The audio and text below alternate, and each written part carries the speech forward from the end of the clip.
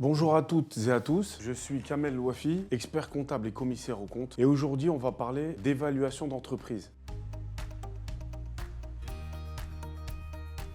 On dit populairement que le cédant valorise son passé et l'acheteur valorise son avenir. Pour évaluer l'entreprise, l'expert comptable devra avant tout replacer l'opération dans son contexte et choisir la méthode de valorisation la plus adaptée. Chaque approche, chaque méthode d'évaluation, chaque société en lien avec son activité a ses spécificités qu'il faut adapter. Évaluer une entreprise, c'est proposer une échelle de valeur et en aucune manière à déterminer un prix. Le prix d'une entreprise est déterminé après négociation et accord entre une offre et une demande.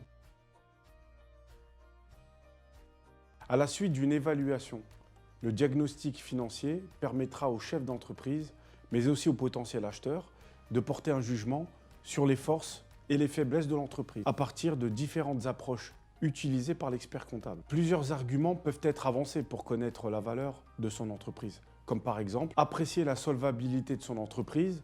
La solvabilité se définit comme étant la capacité d'une entreprise à être en mesure de rembourser à court ou à long terme ses dettes auprès des banques, de ses fournisseurs et de l'État. Mesurer la performance de l'entreprise dans son domaine face à sa concurrence. Autre argument pour entrevoir des perspectives de développement, de synergie avec une autre entreprise. Et également dans un contexte successoral, financier, mais aussi de contentieux avec un de ses associés par exemple, ce qui est le cas le plus courant. Pour déterminer une base de négociation entre un vendeur et un acheteur potentiel, l'évaluation est aussi un moyen de porter une appréciation sur la santé financière d'une entreprise.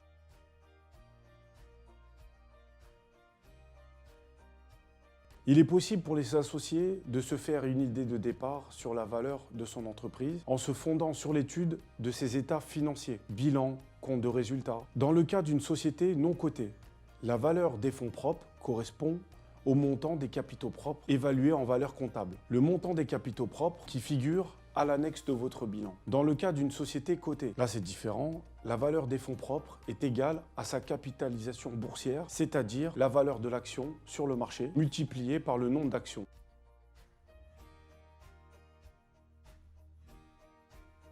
Le recours au service d'un expert comptable spécialisé dans l'évaluation d'entreprise pour mener une transaction optimale est indispensable.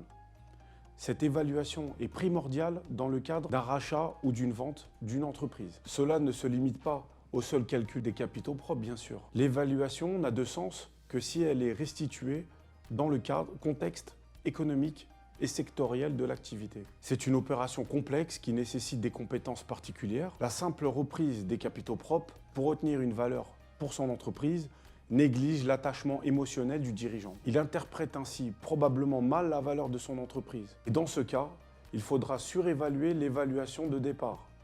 Cet excédent de valeur trouve son origine dans la qualité des relations avec les clients, de ses ressources humaines, d'une marque par exemple, de sa réputation et de nombreux autres facteurs qui permettent à l'entreprise de réaliser des résultats florissants. C'est ce qu'on appelle la valeur subjective, à la valeur comptable de l'entreprise.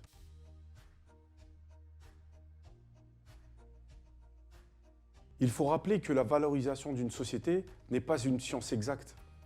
Il existe à ce jour une dizaine de méthodes d'évaluation possibles. L'expert comptable ne recherchera jamais à déterminer une valeur, mais une fourchette de valeurs. C'est sur cette base que débutera la négociation qui aboutira à la détermination d'un prix entre un acheteur et un vendeur. Pour cela, il mettra en œuvre plusieurs méthodes et fera varier les hypothèses ou paramètres d'une même méthode. Il tâchera de choisir les méthodes d'évaluation les plus appropriées à la situation. Voilà, notre note d'information est terminée. Si vous souhaitez obtenir plus d'informations sur ce sujet, je vous invite à nous poser vos questions sur notre site internet et nos réseaux sociaux. Merci pour votre attention et je vous dis à très bientôt.